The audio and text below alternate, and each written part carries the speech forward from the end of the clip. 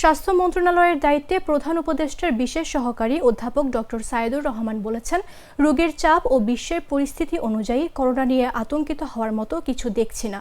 অন্যদিকে ডেঙ্গু মোকাবেলায় আমাদের স্পেশাল টিম কাজ করছে। সোমবার রাজধানীর মহাখালীতে জাতীয় গ্যাস্ট্রো লিভার ইনস্টিটিউট ও হাসপাতাল এবং জাতীয় বক্ষব্যাধি ইনস্টিটিউট ও হাসপাতাল পরিদর্শন শেষে তিনি সাংবাদিকদের কথা বলেন। ডক্টর সায়েদুর রহমান বলেন, রোগ নির্ণয়ে আমাদের কার্যক্রম চলমান। 3টি মাধ্যমে আমরা করোনার নমুনা পরীক্ষা করছি। চিকিৎসার জন্য ডেডিকেটেড হাসপাতাল ও বিভিন্ন হাসপাতালে ডেডিকেটেড ইউনিট করেছি। রোগ নির্ণয় ও চিকিৎসার ক্ষেত্রে স্বাস্থ্য মন্ত্রণালয়ের বর্তমান প্রস্তুতি রোগের চাপ ও বৈশ্বিক পরিস্থিতি অনুযায়ী যথেষ্ট। তিনি বলেন, বাংলাদেশে যে পরিমাণ করোনা রোগী এবং পরীক্ষার হার যে হারে, তাতে বোঝা যাচ্ছে মানুষের মধ্যে সেই মাত্রায় লক্ষণ দেখা যাচ্ছে না। করোনা নিয়ে আতঙ্কিত হওয়ার মতো কিছু নেই এখনো।